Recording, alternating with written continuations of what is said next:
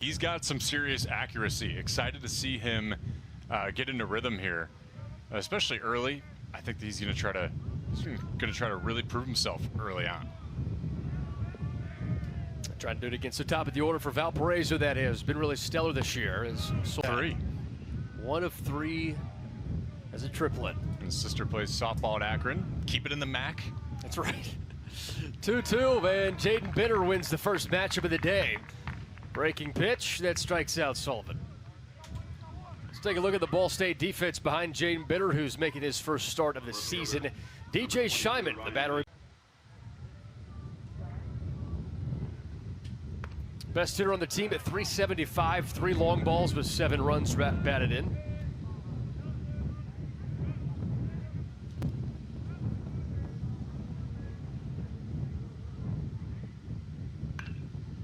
Loops one, Sullivan, Maka, and now Patton with either high averages, high on base percentage. You see why these 3 drive this Valparaiso offense. And now Spencer Warfield bats with a 217 average. This is where Valparaiso wants to see the middle of the order start to uptick in the offense. Yeah, Spencer Warfield's been impressive coming back from injury last year.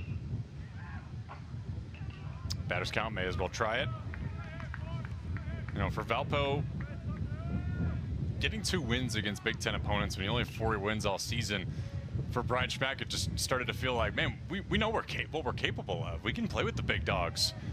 You know, offense, and then Corbin Griffin has been fantastic as a power-hitting bat. Slides up to the 2-hole with Grego and Osofsky in their normal 3-4 spot, and Beavis 5. Davis, Scheiman, Griffiths, and Jacobs round out the order for Coach Maloney. I love this first 3. It doesn't really get much better than no.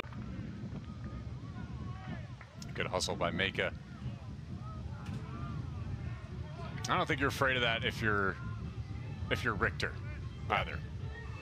Maka makes the play on the first at bat for Ball State, and then Warfield and Denty, the outfielders, with Cooper, Sullivan, Juice. 2 of the best batters for Ball State. You got to get the 3-headed monster down and out. So Dylan Grego going lefty first. Grego batting 364.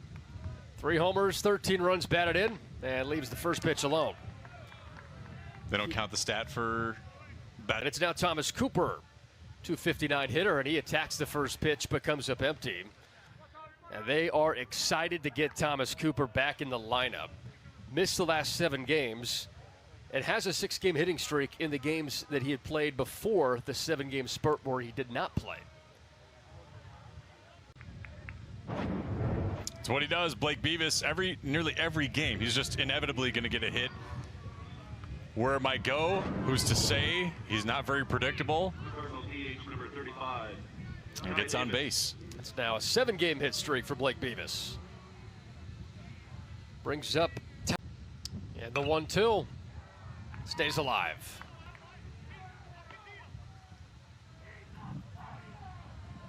And that ball for lefties right now, for pull hitting lefties.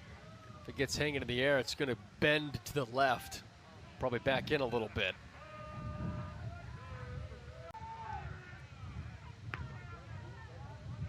Four hits and 28 at-bats this year.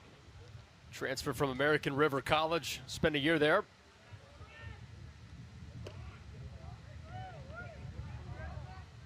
A sweet mustache sported for the season. Like every year, Bulls. If it's in the zone, and Jaden Bitter's been making him pay for it so far. Yeah. Ryder set up to bat. 1-1 count from Bitter now. Mentioned Jeff Spizak, our home plate umpire. Scott Inman at first, and then Chris Somm is the third base umpire today. With Reinertson batting 195. 2, love that out of Ball State and their hitting staff. Jacobs' 5th double of the year. That's tied for the team high. So now Alex Richter, who flied out to start off his day in the first inning, rips the first pitch. Line drive, 1 down. Can they get 2? No. Jacobs takes it and races toward third.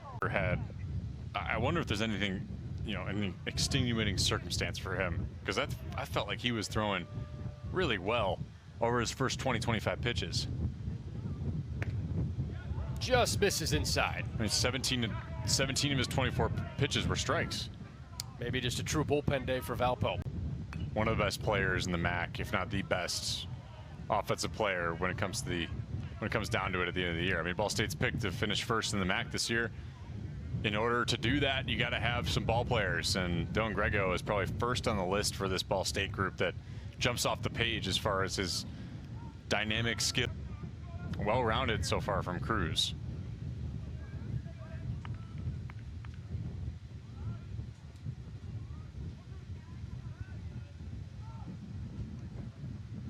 One whacked. Ooh, look out to our camera crew. How many games? See if this hit off at Davis. Oh, hit off his foot. It cannot feel good. Your lead foot too. Driving a lot of power out of that foot. Mr. Davis. Always wear the ankle guard to protect from that stuff happening, but comes calling because Coach Maloney said that he has a powerful bat. The average hasn't been where he wants it yet this year for Davis, but when he's swinging like that, you know things are going to round into form, and today we're seeing it. It's always the argument with batters in baseball. Would you rather have a guy that, 80% of the time he's going to get himself on base? That'd be incredible, obviously. McCordsville, so they drive up. Pretty cool. It's now Brett Griffiths set a ground out in his first at bat.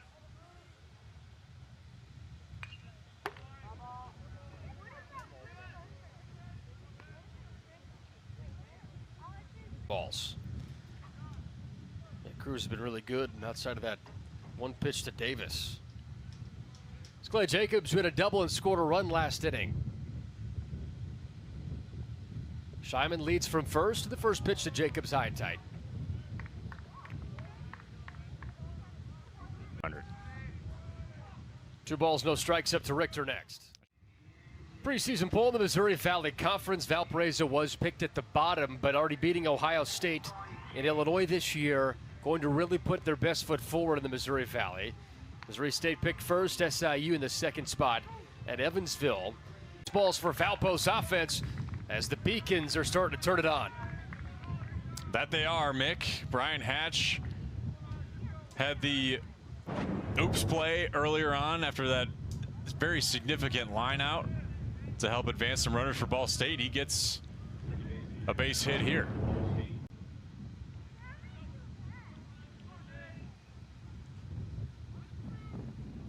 I mean, a ground ball double play here, you're feeling a lot better about the fifth.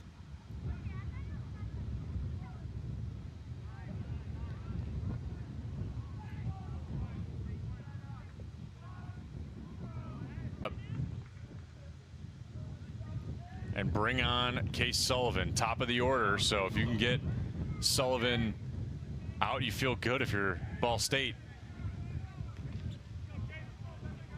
281 average for Sullivan, but 0 for 2 today with a strikeout and a ground out. Big spot. Now it's in Ryan Makeup. He's been making plays everywhere today. Yeah, left field, he's been a busy guy, and then home run so far today. Has a hit in 11 of the team's 15 games now that he's played in.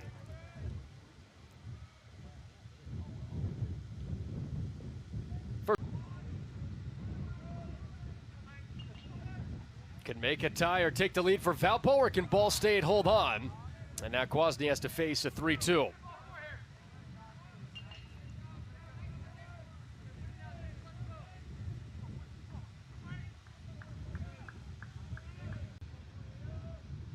And Patton's first of the team in runs driven in this year with 14.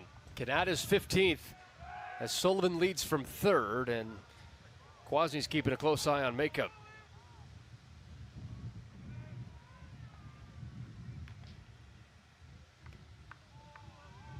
Was earlier today when we were talking with Brian Schmack, the head coach for Valparaiso, as Kwasny delivers home in a miss. Coach Schmack just said if we can get the bottom of the order to get on base and produce, play a little small ball if we have to, and get to the top of our order, it's going to pay dividends for us. We don't know what the order is, though. Right, I love to know his order. That's the big question. I mean, if he's going 3 times a week, you know what the secret is? The vinaigrette. Ask for the vinaigrette they give you on a salad. Put that in your bowl. You're not the first person to recommend that. Okay. All right. I wish I was, but. hitter to send another runner home in scoring position. He's your guy. Cooper with a big swing, lifts one up. Trouble out there in shallow center field. There comes Jacobs for the out. Jacobs had to give his best 30-yard dash there to get that out.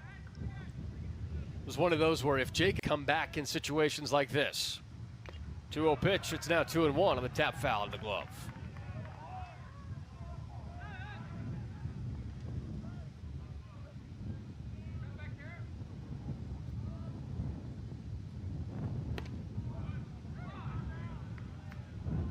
A great one to go against on your second when you just walked Griffin, but time to answer for it.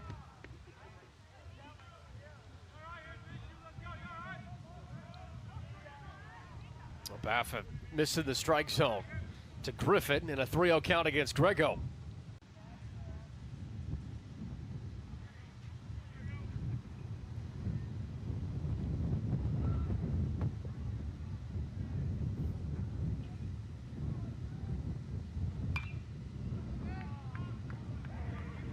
Really strong at bat here from Grego.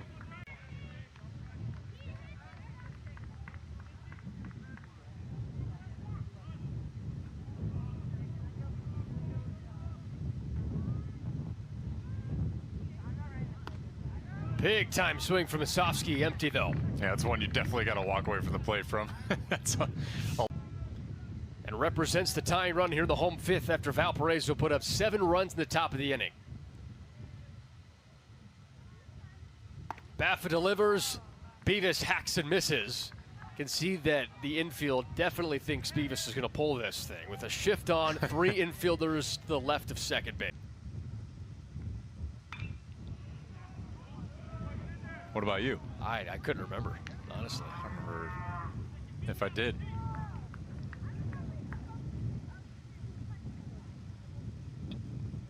Wheaties needs to break into the Gen Z millennial demographic then.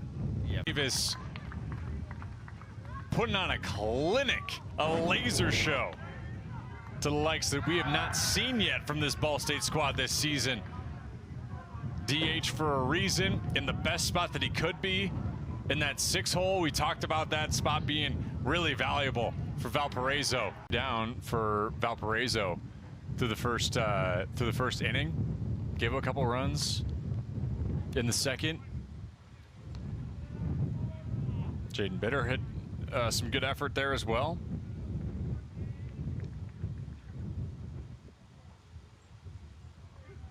Of utmost importance. Runner goes. Pitch hits Jacobs anyway.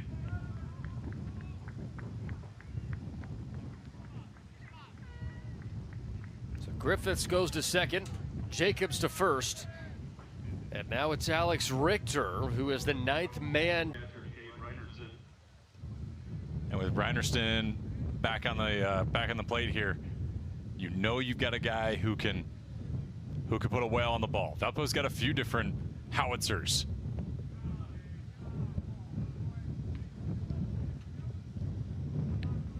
Reinertson to 6th. Reinertson thought for sure he was going to get walked.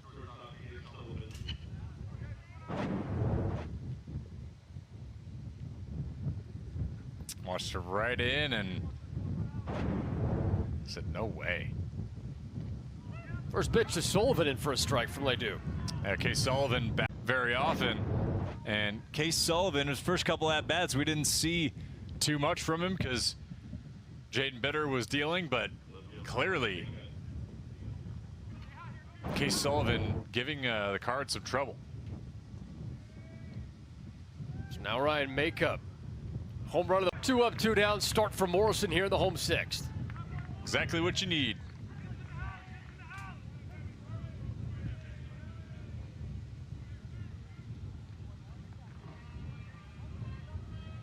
Keep the pedal down on your pitches. 1-1 and Beavis rips one foul.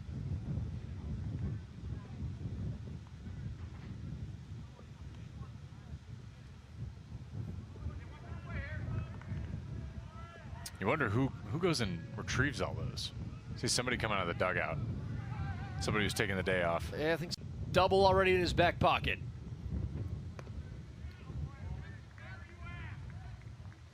Loaded up with Chipotle. Brought in 2 runs with that double.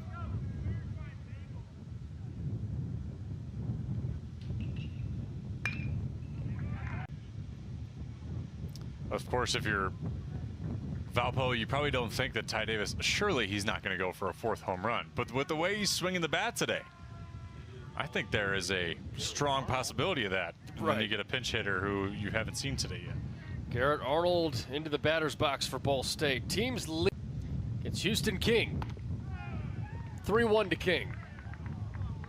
I thought maybe that one was hovering strike zone. Not to be, according to Jeff Spizak. Clay Jacobs awaits on deck, who's already 2 for 2. Room at the D2 level. Yeah. Moving on up. See a lot of that at the Mid-American Conference level, guys transferring in from either JUCOs, different divisions, and have a lot of success. Case in point, Michael Holquist last year for Ball State. In Conference Series. Trying to help produce for Ball State.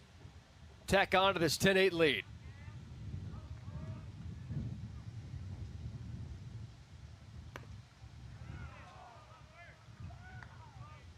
That was just a huge spot for Richter. First appearance for Kaiser this season, and Grego is 1 for 4, had a triple RBI and a run scored in the 5th inning. Mentioned a transfer in. Bryant Stratton College is where Kaiser threw at last year through 31 innings. I think people get those mixed up all the time. 3-1 to Hosofsky, swing and a miss. 3 balls, 2 strikes. You said the MLB tweeted that? The MLB tweeted that out, yeah. Oh, classic mistake. Oh, no, I think they did that on purpose. Oh, okay. To play into the joke. Got it, okay, thank you. Well, they got me. Hosofsky. Another payoff pitch. Strike 3. Beavis lets it go by, and Kaiser works out of a jam. Ball State does take the lead, a 3-run 7th inning courtesy of an Alex Richter, 2 RBI. And Gabe Jones is a pitcher that will give you quite a few different. It's a productive afternoon through evening. He is just really dialed in on making Ball State work for everything. He's made some plays out in the field. Great day at bat. It's Liam Patton. It's a productive afternoon through evening. He is just really dialed in on making Ball State work for everything. He's made some plays out in the field. Great day at bat. It's Liam Patton.